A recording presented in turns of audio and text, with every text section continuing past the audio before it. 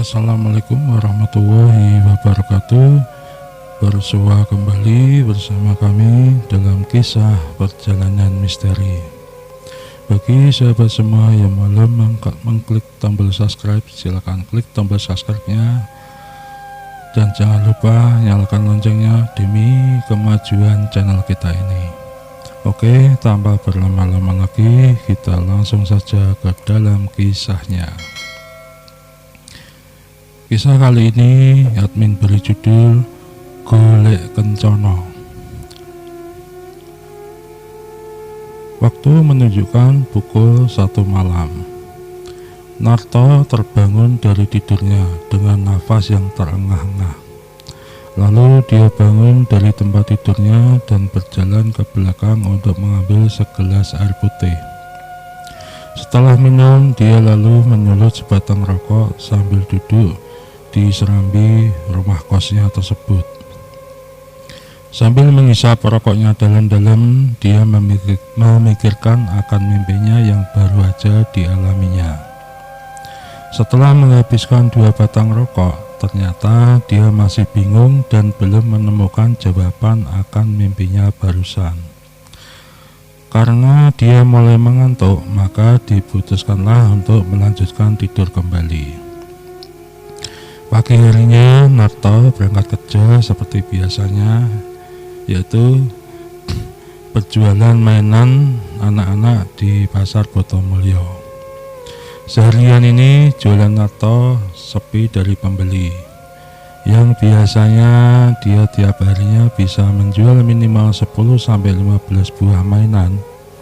Hari ini dia cuma bisa menjual 2 buah mainan aja.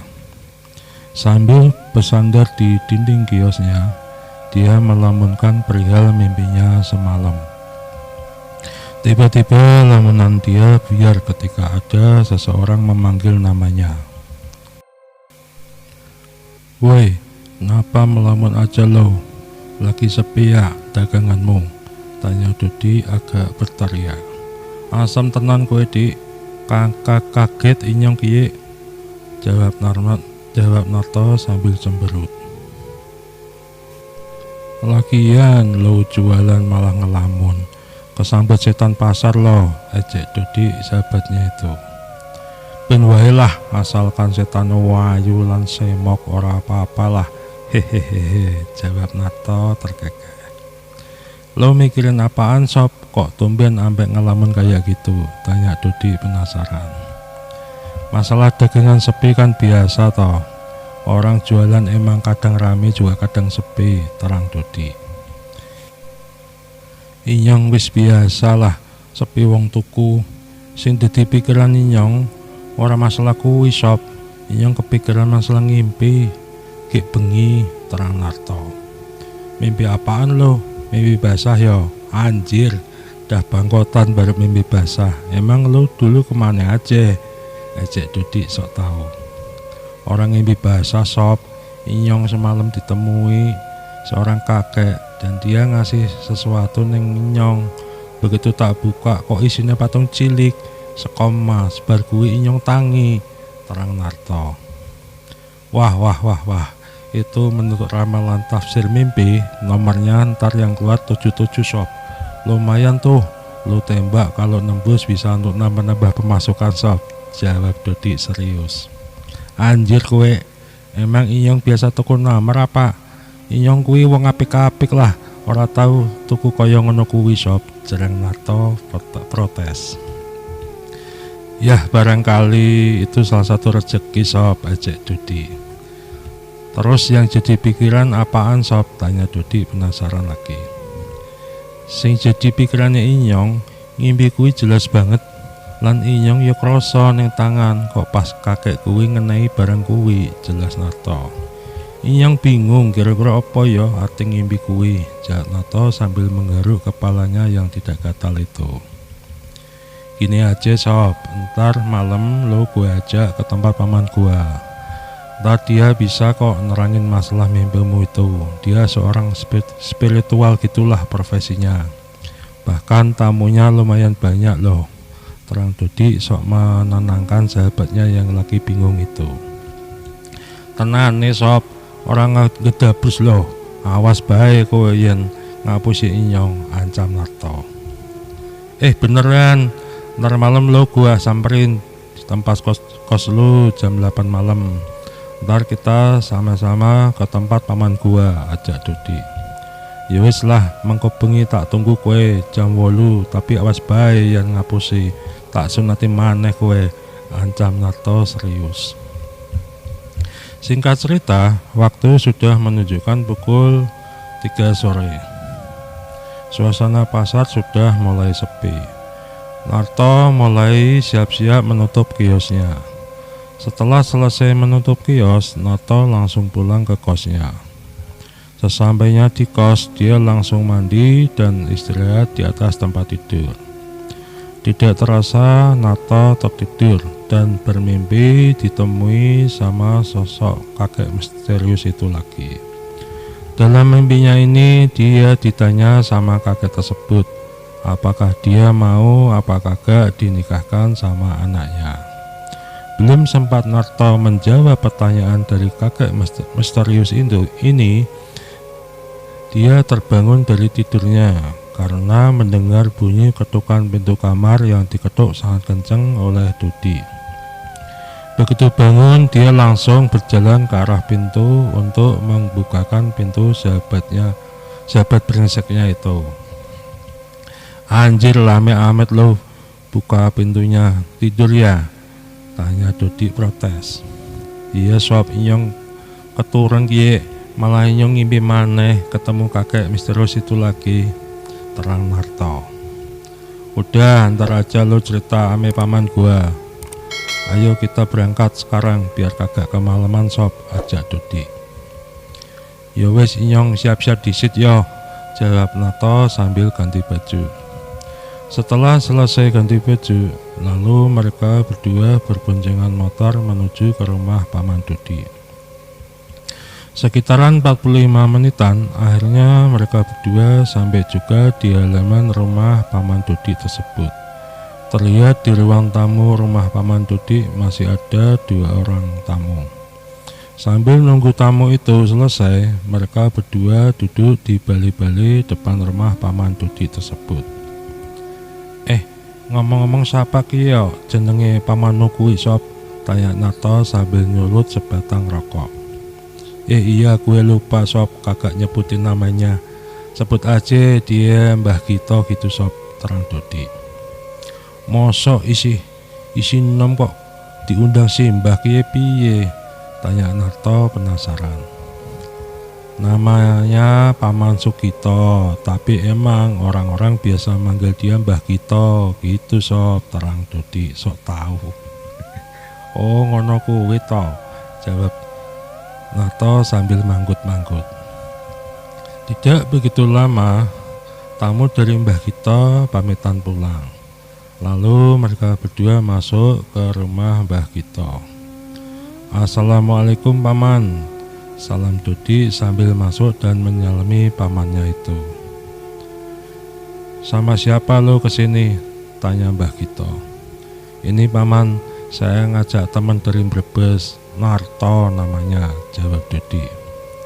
Kenalaken Inyong Narto mbah, kancane Dodik dodolan yang pasar, jawab Narto sambil menyalami Mbah Gito.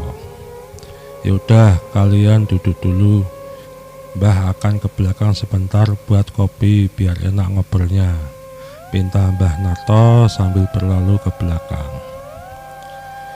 Inggih Mbah, suwun ya, jawab Narto sambil merapikan posisinya supaya nyaman. Tidak begitu lama, Mbah Gito telah keluar sambil membawa 3 buah gelas kopi hitam yang sangat enak aromanya. Ini diminum dulu kopinya, mumpung masih panas. Enak rasanya loh kalau masih panas, pinta Mbah Gito. Emang tujuan kalian kesini mau apa? Keperluannya apa? Pengen penglaris usaha ya? Tanya Mbah Gito. Ora Mbah, Inyong mrene kiye arep konsultasi Mbah, masalah ngimpine Inyong semalam, terang Narto. Emang kamu ngimpi apaan? Tanya Mbah Gito penasaran. Jadi ngene kiye Mbah, semalam Inyong kiye ngimpi. Ning ngimpine Inyong didatangi sesosok kakek, dan kakek tersebut memberi sesuatu Mbah. Setelah Inyong buka, ternyata sesuatu yang dikasih kakek tersebut ya kuwi patung cilik Mbah. Bentuknya kayak putri kerajaan yang terbuat dari emas. Mimpi itu seakan-akan kayak bukan mimpi Mbah, tetapi belum sampai Inyong takon marang kakek kuwi, Inyong malah wis tangi saka ngimpine Mbah. Bar ngimpi kuwi Inyong dadi kebayang-bayang apa sebenarnya arti saka ngimpi iku. Malahan gek mau kuwi Mbah, bar mulai saka kios Inyong ngimpil meneh Mbah. Saka ngimpi iku kakek kuwi ngomong marang Inyong arep dinikahken maring anake. Belum sempat Inyong jawab malah Inyong wis kebangun meneh Mbah, terang narto panjang lebar. Kira-kira menurut Simbah kita ati ngimpine Inyong ki apa ya Mbah ya? Oh gitu ya. Ya udah, entar dulu Simbah terawang dhisik ya. Seketika ruangan menjadi hening. Mbah kita berkonsentrasi untuk menerawang kejadian yang dialami Narto di dalam mimpinya.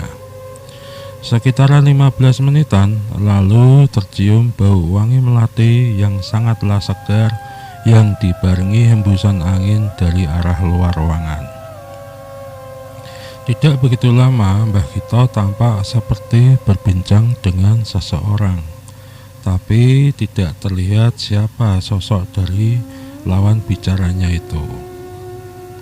Sekitar 5 menitan Mbah kita berbincang dengan sosok yang tidak tampak itu.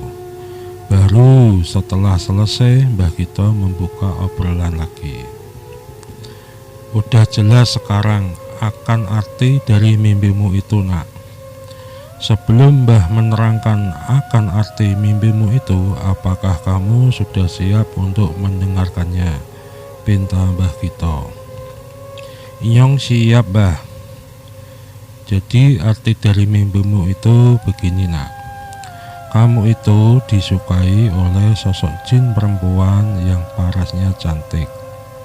Sosok itu adalah anak seorang raja jin yang terusir dari kerajaannya karena kalah perang dan diasuh oleh seorang kakek. Dulu kakek ini seorang manusia. Dia hidup seorang diri di tengah hutan. Sampai akhirnya dia bertemu dengan putri jin itu. Kakek tersebut sangat menyayangi putri jin itu seperti anaknya sendiri.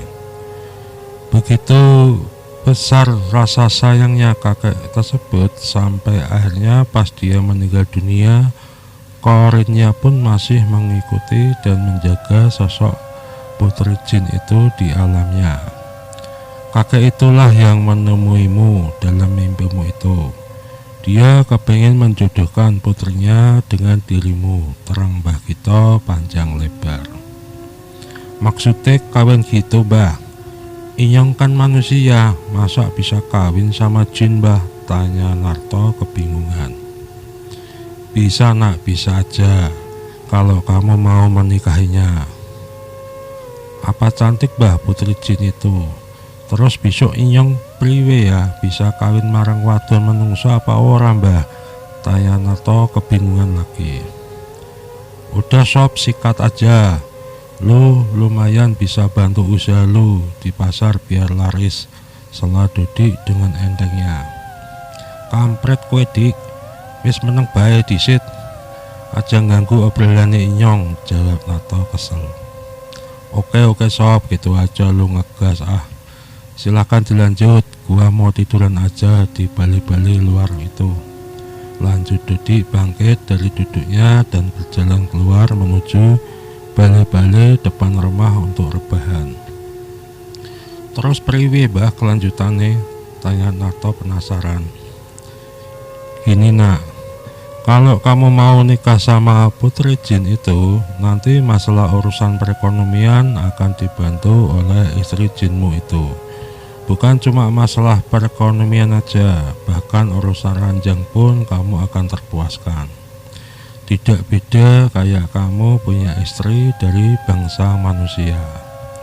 Cuma bedanya orang-orang tidak bisa melihat sosok istri jinmu itu.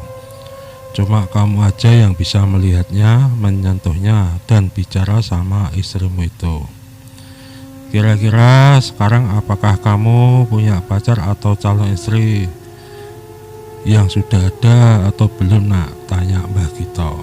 Kebetulan Inyong jomblo mbah, jawab Narto agak malu-malu. Baguslah kalau begitu. Gimana, apa kamu mau menerima lamaran putri jin ini? Tanya Mbah Gito tegas. Ya wes, Inyong mikir-mikir disit mbah. Besok nek atine Inyong mantep, Inyong berani maneh mbah, jawab Narto tegas. Tiba-tiba Dodik masuk dan tanya apakah udah kelar, apa belum urusannya, karena waktu udah larut malam dan besok mereka harus jualan lagi di pasar. Akhirnya mereka berdua pamitan pulang. Sesampainya di kos Narto, dia langsung bersiap-siap untuk istirahat tidur. Dalam tidurnya ini Narto kembali bermimpi. Dalam mimpinya dia ditemui oleh sesosok perempuan cantik perwujudan dari anak jin yang akan dikawininya itu. Sosok ini mengenalkan diri bernama Nyai Dewi Ambarwati. Dan dia mengatakan kepada Narto tentang pinangannya itu. Melihat kecantikan dan pancaran karisma Nyai Dewi, Narto tanpa pikir panjang langsung menerima pinangan Nyai Dewi tersebut. Dan tiba-tiba Narto terbangun ketika alarm di HP-nya berbunyi. Ternyata waktu sudah menunjukkan pukul 5:30 pagi. Setelah bangun tidur, Narto segera bergegas mandi dan bersiap-siap mencari sarapan pagi. Sesampainya di warung langganan, Narto pagi itu tidak jadi pesan makan, tetapi dia cuma pesan segelas kopi hitam. Sambil menikmati seruputan kopi hitam dan rokok filter kesukaannya, dia melamunkan dan memikirkan akan mimpinya tadi malam itu. Tidak begitu lama, sahabat reseknya itu, si Dodik, datang dan langsung menyeruput kopinya. Asem kue sob, kopinya Inyong mbok seruput bae. Wis kono pesen dhewe lah, Inyong sing bayar, bentak Narto kesel. Sabar sob, gitu aja marah lu. Ngemeng-ngemeng tumben lu kagak pesen makan, tanya Dodik heran. Inyong lagi orang nafsu makan sob. Inyong kepikiran mimpine Inyong semalam, terang Narto. Wah, lu mimpi lagi sob? Mimpi terusan yang kemarin itu ya? Iya sob, kemarin Inyong mimpi ketemu Nyai Dewi, jawab Narto lirih. Siapa itu Nyai Dewi sob? Itu loh sob, anak dari kakek misterius yang ketemu di mimpinya Inyong kemarin itu loh. Rencanane Inyong dina iki ora arep buka kios. Inyong pengen langsung neng omahe Mbah Gito bae lah. Inyong arep cerita perihal mimpine Inyong semalam, terang Narto panjang lebar. Ya udahlah sob, lo kesono aja sendiri aja ya. Gue mau ke kios, ntar malam gue main ke kos lo lagi buat lanjut ngobrol. Setelah selesai sarapan, Dodik pamitan untuk langsung berangkat ke pasar. Sementara itu, Narto begitu selesai membayar semua kopi dan sarapan Dodik, dia langsung bergegas mencari ojek untuk menuju ke rumah Mbah Gito. Sekitaran pukul 9 pagi, Narto telah sampai di halaman rumah Mbah Gito. Assalamualaikum. Waalaikumsalam. Kamu nak, ayo masuk, duduk dulu. Mbah ke belakang dulu ya untuk buat kopi. Lalu Mbah Gito pergi ke belakang dan tidak berselang lama Mbah Gito datang lagi sambil membawa 2 gelas kopi hitam nikmat. Ayo ini diseruput dulu kopinya, baru kita ngobrol, tawar Mbah Gito sambil membakar sebatang rokok kretek. Suwun Mbah, inyong seruput kiye ya kopine. Wah mantap tenan Mbah kopine. Gimana nak, ada perkembangan apa kok tumben pagi-pagi udah kesini? Tanya Mbah Gito penasaran. Jadi ngene Mbah, semalam inyong ki turu ngimpi maneh Mbah ketemu marang wadon wayu Mbah. Dheweke ngenalaken namane Nyi Dewi Ambarwati. Dheweke nakokaken masalah lamarane marang inyong Mbah, terang Narto. Lah terus kamu jawab apa anak? Tanya Mbah Gito sedikit penasaran. Tanpa mikir suwe, inyong langsung jawab, nek inyong nampa lamarane dheweke Mbah. Durung nganti inyong takon maneh, inyong malah kebangun Mbah. Kira-kirane kuwi kepriwe ya Mbah ya menurut si Mbah? Tanya Narto kebingungan. Ya udah gini aja, kamu tunggu dulu, Mbah akan meditasi dulu di dalam untuk mencari rahasia akan mimpimu itu. Lalu Mbah Gito beranjak berjalan ke dalam menuju kamar ritualnya. Sekitaran 1 jam Mbah Gito bermeditasi mencari rahasia akan mimpi yang dialami oleh Narto tersebut. Setelah mendapatkan jawaban akan mimpi Narto itu, Mbah Gito segera beranjak keluar menemui Narto di ruang tamunya. Jadi gini nak, tadi hasil dari meditasi, Simba sudah mendapatkan jawaban akan mimpimu itu, terang Mbah Gito meyakinkan. Kira-kira hasilnya priwe Mbah? Pinta Narto penuh penasaran. Sabar, kamu minum dulu itu kopinya. Menurut hasil pertemuan Mbah dengan sosok kakek dan Nyai Dewi itu, pada dasarnya Nyai Dewi sangat mencintai dirimu dan dia ingin menikah dengan dirimu. Kalau kamu mau menikah dengannya, dia akan memuliakan dan membahagiakanmu. Semua kebutuhanmu akan dia bantu sampai kamu kaya raya, terang Mbah Gito panjang lebar.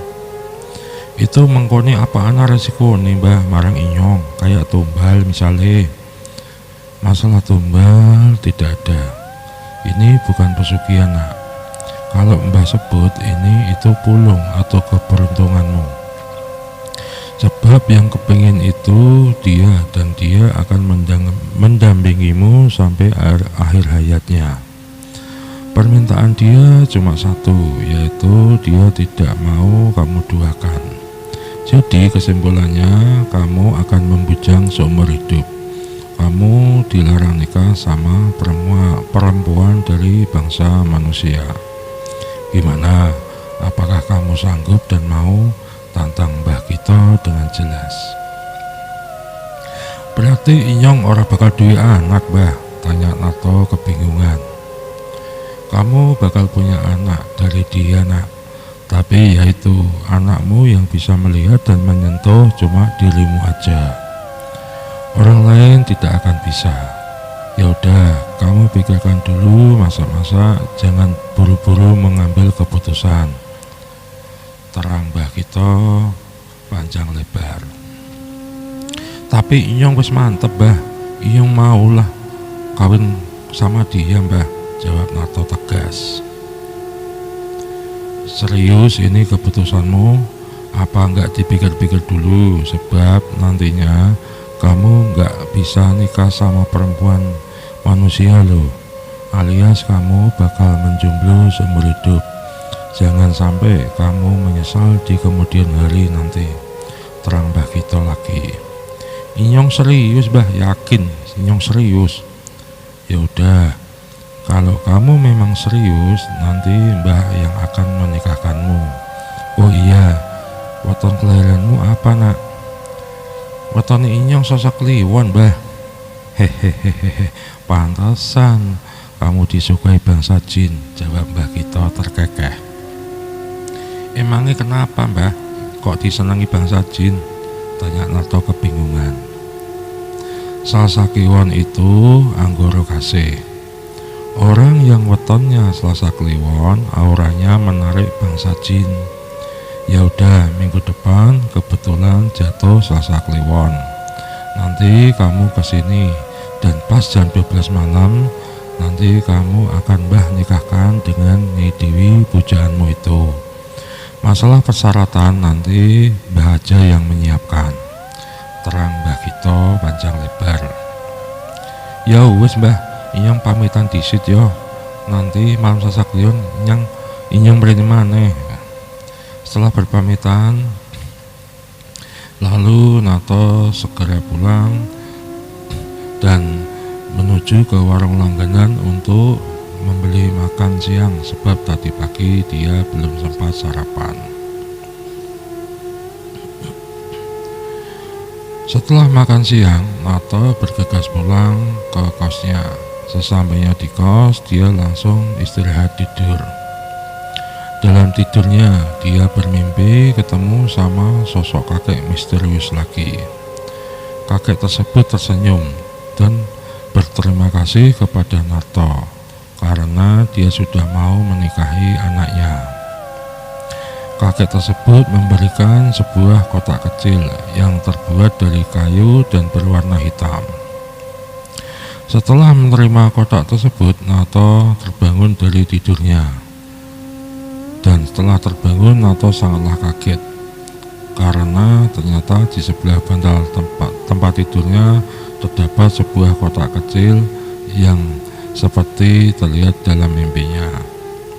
Dengan hati-hati dia mengambil kotak tersebut dan dibukalah dengan pelan-pelan. Begitu kotak terbuka, dilihatnya sebuah patung kecil berbentuk putri bermahkota yang terbuat dari emas. Karena agak ketakutan, akhirnya patung itu dimasukkan lagi dalam kotaknya dan disimpan di dalam lemari bajunya. Waktu menunjukkan pukul 7:30 malam. Ternyata Narto tertidur cukup lama.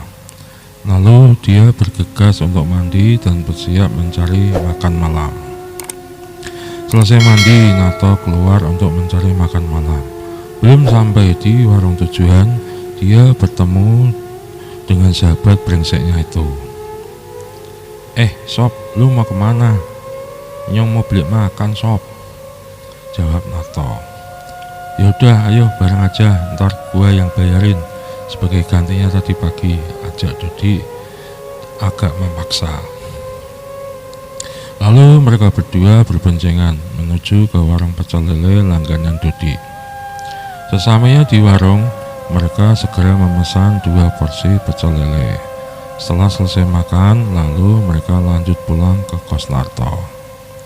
Sesampainya di kos Narto, mereka duduk santai di serambi kos sambil berbincang mengobrolkan masalah Narto dengan Mbah Gito tadi pagi. Sob, gimana tadi hasil obrolannya dengan pamanku? Tanya Dodi penasaran. Tadi inyong udah cerita kabeh Sob marang Mbah Gito. Dan Mbah udah melakukan meditasi untuk mengungkap rahasia mimpinya inyong, terang Narto. Terus hasil meditasinya gimana Sob? Setelah Dodi penasaran. Iya Sob, sabar, iki inyong arep cerita kabeh marang siro. Kamu malah nyelau wae. Tadi Mbah Gito melakukan meditasi, hasilnya kalau Nyai Dewi jatuh hati marang inyong. Dheweke pengen inyong ngawini, terang Narto agak kejengkel karena dari tadi Dodi terus menyela ceritanya. Terus lu mau apa kagak nikahi dia Sob?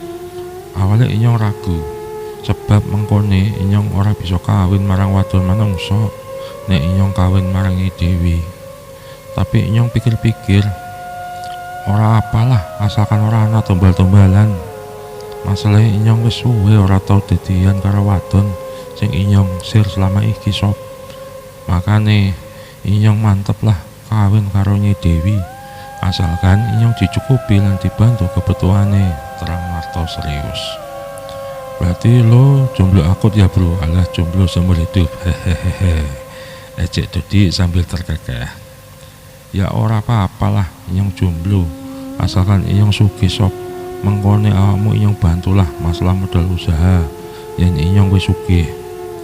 Terus nanti lo tidak akan punya keturunan begitu sob? Tanya Dodi lagi. Inyong bakal duwe anak, tapi ora anak sing katon marang wong liya. Inyong tok sing bisa weruh sob. Tapi ora apalah inyong mantep pokoknya. Terus kapan rencana nikahnya itu sob? Gek mau Mbah Gito arep ngawinaken inyong marang Nyi Dewi malam Selasa Kliwon. Sesuk kuwi minggu ngarep. Kowe ngeteraken inyong ya. Sok Selasa Kliwon ngarep kuwi, pinta Narto kepada Dodi. Siap sob, tenang aja. Kalau buat lo, gua siap lah. Hehehe. Setelah selesai ngobrol sampai larut malam, akhirnya Dodi pamitan pulang. Karena besok paginya mereka berdua harus kerja jualan di pasar. Singkat cerita, hari yang dinanti telah tiba. Hari itu malam Selasa Kliwon. Waktu menunjukkan pukul 8 malam. Narto telah bersiap-siap menunggu kedatangan Dodi untuk berangkat bersama ke tempat Mbah Gito. Sekitaran 30 menitan menunggu, akhirnya Dodi sampai juga di rumah kos Narto. Lalu mereka berdua berboncengan menuju ke rumah Mbah Gito. Sampai di rumah Mbah Gito ternyata masih ada tamu. Malumlah hari itu kan malam Selasa Kliwon. Dan biasanya banyak orang yang datang meminta bantuan ke Mbah Gito.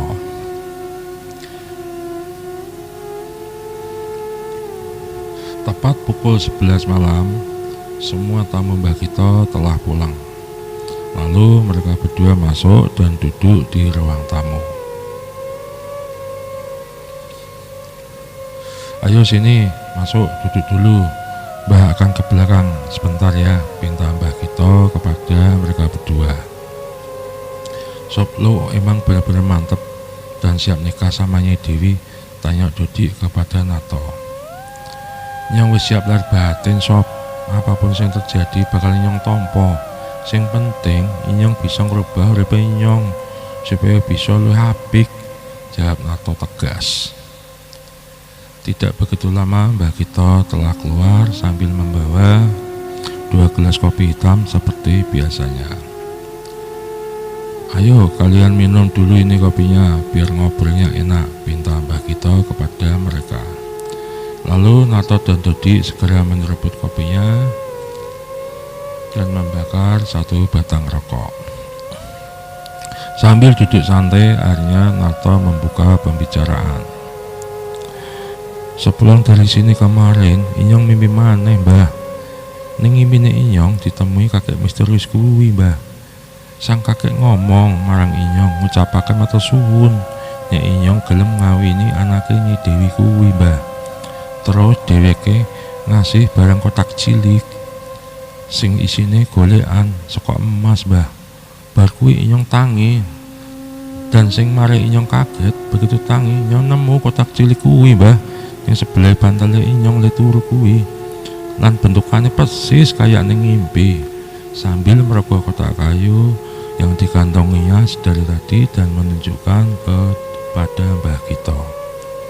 Wah, benar-benar beruntung kamu nak, ini yang disebut golek kencono, terang Mbah Gito sambil menerima dan membuka kotak pemberian Narto tersebut.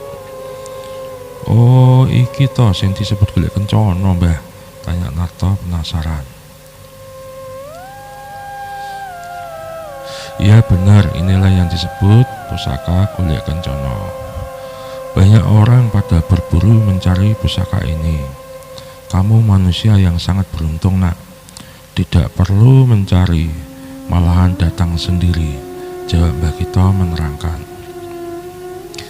Wah, lo benar-benar beruntung sob, selah Dodi.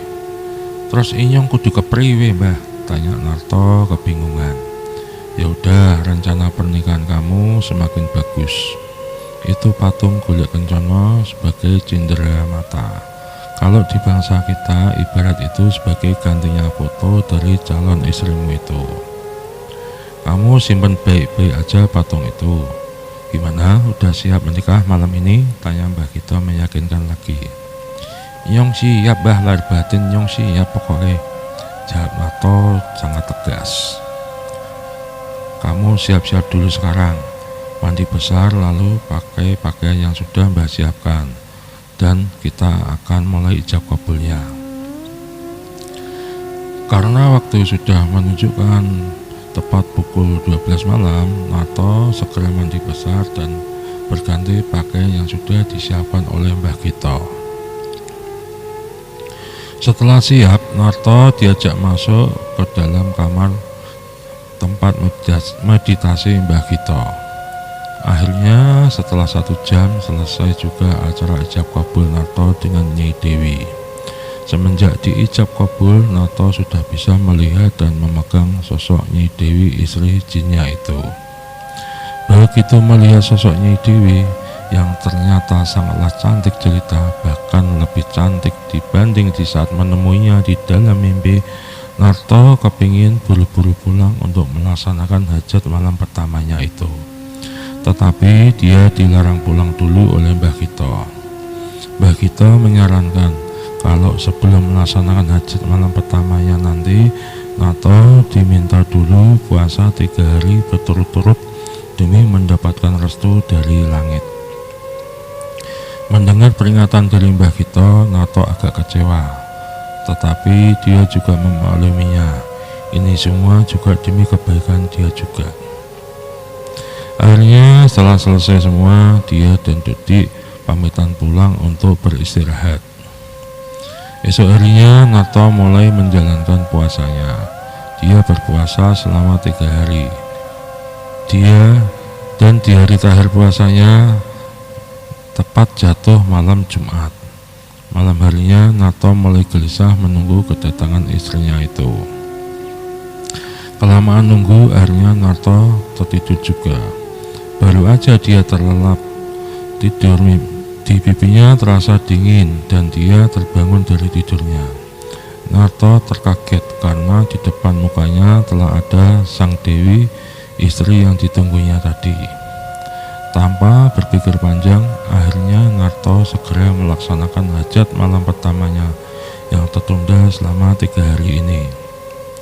Karena sudah merasa kecapean dalam menyalurkan hajatnya, Narto terkapar tidur dalam pelukan sang istri. Pagi harinya Narto terbangun dan terkaget karena di meja samping tempat tidurnya telah ada 1 gelas kopi hitam dan 1 piring nasi beserta lauk pauknya yang terlihat sangat lezat sekali. Narto masih dalam keadaan kebingungan karena dia seakan-akan baru aja mengalami mimpi. Tetapi kenapa begitu bangun sudah ada kopi beserta sarapannya? Sekitar 10 menitan dia berpikir, akhirnya Narto sadar jika kejadian semalam bukanlah mimpi, tetapi kejadian yang nyata. Begitu dia melihat kondisi tempat tidurnya yang berantakan akibat dari pergumulannya dengan istrinya semalam. Lalu Narto beranjak bangkit dan berjalan menuju ke belakang untuk mandi membersihkan diri. Setelah mandi, dia teringat akan Nyai Dewi, istrinya. Narto celingak-celinguk mencari sosok istrinya tersebut. Setelah sekian menit mencari, Narto baru tersadar kalau istrinya itu bukanlah dari bangsa manusia, tetapi dari bangsa jin. Dia berpikir mungkin kalau siang hari istrinya kembali ke alamnya. Setelah selesai sarapan, Narto langsung berangkat ke pasar untuk membuka kios. Hari itu suasana kios mainan Narto ramai sesak pembeli. Banyak pengunjung yang memborong dagangannya. Sampai belum sore hari, Narto telah menutup kiosnya karena stok dagangannya mulai habis. Hari itu Narto menelepon supplier untuk mengirim stok dagangannya karena dia akan belanja banyak. Yang biasanya Narto sendiri yang datang ke tempat supplier, Tetapi kali ini justru dia yang meminta pihak supplier untuk mengirim ke kiosnya, karena dia belanja suatu mobil box penuh. Sore itu Narto pulang ke kosnya dengan perasaan penuh bahagia. Dia berpikir jika kiosnya rame juga berkat bantuan dari istri jinnya itu. Malam harinya selepas maghrib, Nyi Dewi sudah berada di kamar Narto untuk melayani hasrat suaminya tersebut. Setelah makan malam, lalu mereka berdua menunaikan hasratnya malam itu sampai benar-benar puas. Setelah memuaskan suaminya, Nyi Dewi mulai membereskan rumah kos suaminya itu dan membersihkan baju-baju kotor yang sudah 3 hari belum dicuci suaminya tersebut. Singkat cerita, mulai hari itu kehidupan Narto sudah sangat berubah. Dia mulai terurus dari segi makanan maupun kebersihan rumah kosnya tersebut. Waktu berjalan dengan sangat cepat. Tanpa terasa sudah 5 bulan berjalan, Narto mengarungi bahtera rumah tangganya dengan istri jinnya tersebut. Kehidupan Narto sudah sangat berubah secara drastis. Kini keuangan Narto sudah sangat bagus, karena kiosnya sudah sangat laris dan terkenal seantero kota. Narto mulai membeli sebuah ruko yang lumayan besar di bagian depan pasar. Kiosnya mulai berubah, yang dahulu hanya sebuah kios kecil sekarang menjadi toko yang lumayan besar, dan barang yang dijualnya pun sangatlah bervariasi jenisnya. Rencananya tokonya akan dijadikan pusat grosir terbesar dan menjadi supplier semua toko di kota tersebut. Cita-cita Narto itu terwujud begitu 1 tahun dia menjalin rumah tangga dengan istri jinnya itu. Sekarang Narto telah menjadi salah satu supplier di kota tempat dia tinggal tersebut.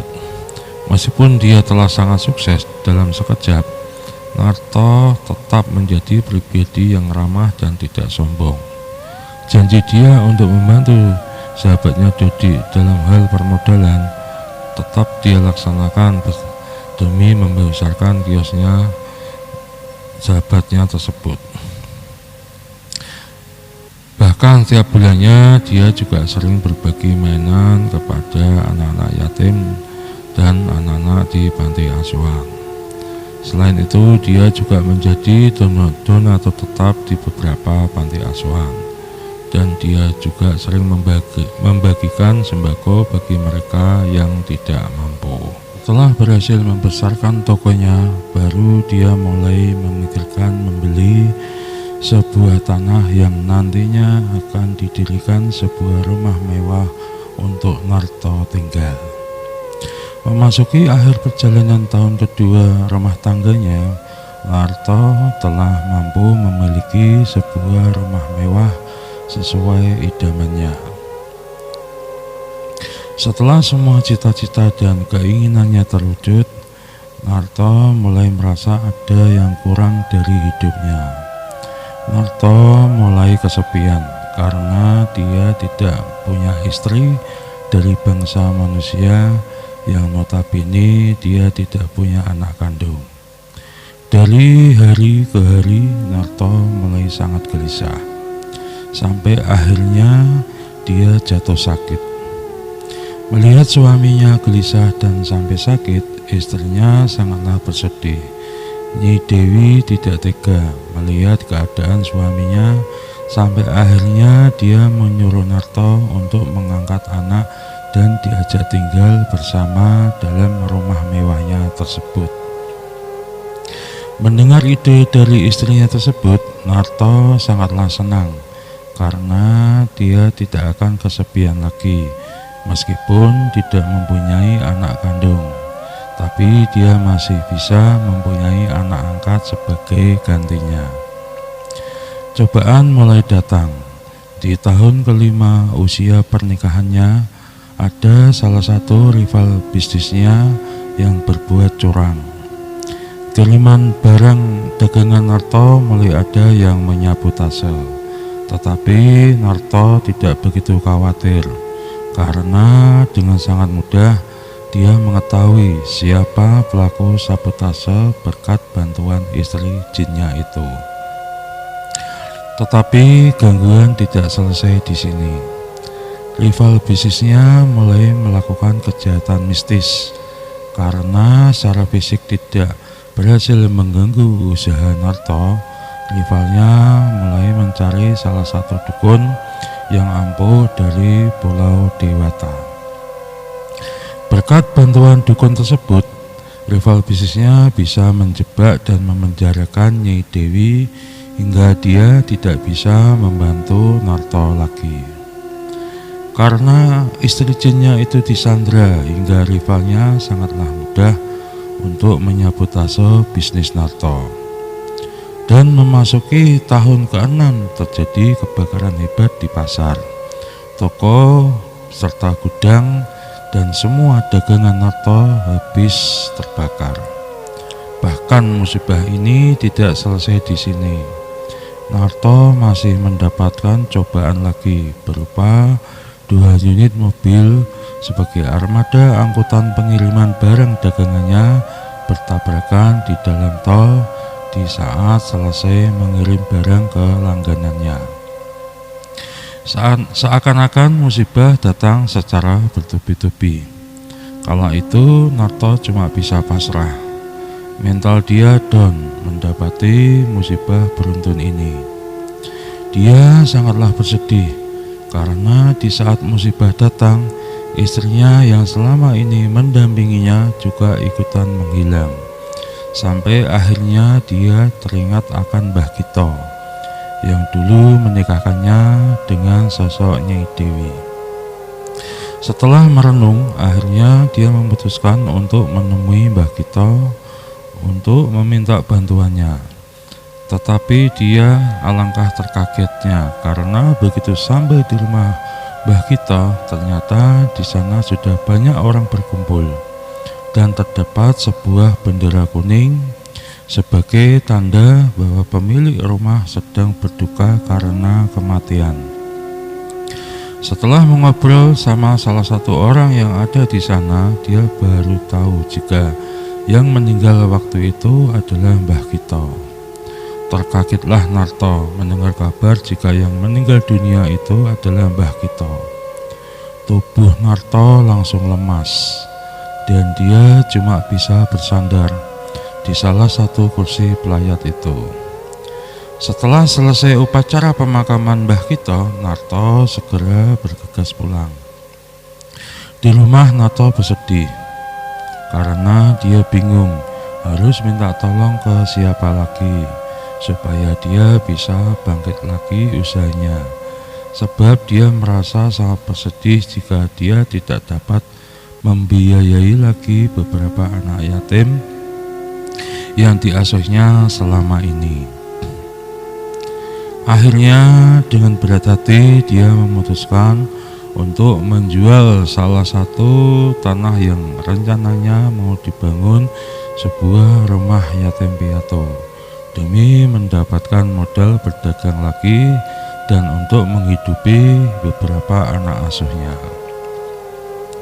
Setelah mendapatkan modal, Narto memutuskan pulang ke kampung halamannya dahulu untuk berziarah ke makam kedua orang tuanya sekalian mencari info usaha apa yang akan dijalaninya. Sesampainya di kampung halamannya, dia segera berziarah di makam kedua orang tuanya. Setelah berziarah, dia segera menemui sahabat kecilnya yaitu Bang Yanto. Sesampainya di rumah Bang Yanto, mereka berdua saling melepas kangen dan menanyakan kabar masing-masing. Narto menceritakan masalah keluh kesahnya tentang berbagai musibah yang telah menimpanya selama ini. Dan akhirnya Narto diberi sebuah solusi untuk menemui guru spiritual dari Bang Yanto, yaitu Abah Iwan yang tinggal di kota Santri. Tanpa membuang waktu, akhirnya Narto dan Bang Yanto segera berangkat untuk menemui Abah Iwan hari itu juga. Setelah menempuh perjalanan sekitaran 3 jam dengan menaiki sepeda motor, akhirnya mereka sampai juga di rumah Abah Iwan. Assalamualaikum. Waalaikumsalam, jawab Abah Iwan sambil membukakan pintu. Ada tamu jauh. Ayo masuk, silakan. Duduk dulu, Abah, ke belakang sebentar. Iya, Bah, makasih, jawab Yanto. Perkenalkan, ini Pak Narto, Bah. Perkenalkan, Inyong Narto, Bah. Inyong temen Yanto dari luar kota, Bah, terang Narto. Kira-kira ada keperluan apa, Nak? Tanya Abah Iwan ramah. Jadi gini, Bah, temennya Inyong ini ada sedikit permasalahan dengan usahanya. Barangkali Abah bisa memberikan solusi, terang Yanto membuka percakapan. Jadi gini, Bah, Inyong selama ini punya istri dari bangsa jin, Nyi Dewi namanya. Dan sejak Inyong menikah, alhamdulillah usahanya Inyong lancar, Bah. Tapi sudah beberapa lama ini bojone Inyong ngilang, Bah, dan usahanya Inyong goyah. Bahkan musibah datang bertubi-tubi, Bah. Kira-kira nih menurut Abah solusinya kepriwe, Bah? Terang Narto serius. Oh, begitu toh permasalahannya. Kalau begitu, Abah ke belakang dulu sebentar untuk menjalankan sholat hajat, meminta petunjuk sama Allah kira-kira solusinya bagaimana. Lalu Abah Iwan beranjak ke belakang untuk menunaikan sholat hajat. Setelah menunggu sekitaran sejam, akhirnya Abah Iwan keluar menemui mereka berdua. Hasil dari munajat tadi begini, Nak. Itu istrimu sudah tidak bisa kembali lagi. Istrimu sudah lebur oleh seorang dukun dari pulau seberang. Dan usahamu hancur juga ulah dari dukun tersebut yang dipesan oleh rival usahamu. Kalau solusi Abah, sebaiknya kamu bertobat dan mulai lebih tekun beribadah, supaya Allah memudahkan dan mengabulkan semua permintaanmu. Insya Allah, dalam waktu dekat kamu bisa bangkit lagi. Yakinlah, Allah pasti membantu kita jika kita mau memintanya, terang Abah Iwan tegas. Kira-kira Inyong kudu nambah ibadah apa lagi, Bah? Alhamdulillah, sholat 5 waktu Inyong jalani tepat waktu. Dan adakah doa yang harus dibaca secara rutin supaya mempercepat terkabulnya doa Inyong, Bah? Pinta Narto memelas. Kamu tambahi sholat tahajud dan sholat hajat 2 rakaat tiap malam harinya. Nanti Abah kasih catatan doa yang harus kamu baca secara rutin tiap malamnya setelah sholat hajat. Setelah cukup berkonsultasi dengan Abah Iwan, lalu mereka berdua berpamitan untuk pulang ke rumah Yanto. Semenjak itu, Narto menjalankan semua petunjuk dari Abah Iwan. Dan tidak begitu lama, sekitaran 2 bulan berikutnya, Narto berkenalan dengan seorang gadis dari desa sebelah. Meskipun perbedaan umurnya sekitaran 10 tahunan, tetapi gadis itu benar-benar tulus mencintai Narto. Singkat cerita, akhirnya Narto menikahi gadis itu, dan mereka hidup bahagia di satu daerah yang berbeda dengan kota tempat tinggal dia dahulu. Setelah 2 tahun mengarungi rumah tangga dengan istrinya tersebut, akhirnya Narto dikaruniai seorang anak laki-laki yang tampan. Semenjak anaknya lahir, usaha yang dirintisnya semakin maju. Dan sampai ditulisnya cerita ini, anak laki-laki Narto sudah berumur 19 tahun. Dan Narto sudah menjadi laki seorang supplier besar di suatu kota di Pulau Jawa ini. Itu tadi kisah nyata Narto yang pernah mengalami masa kehidupan memiliki pusaka golek kencana dan beristrikan seorang bangsa jin. Semoga dengan diangkatnya kisah ini bisa diambil hikmah positifnya. Semua nama dan tempat kejadian telah disamarkan demi menjaga kenyamanan bersama. Dan untuk sahabat semua yang belum mengklik tombol subscribe, silakan klik tombol subscribe-nya dan nyalakan loncengnya demi kemajuan channel kita ini. Akhirul kalam, wassalamualaikum warahmatullahi wabarakatuh.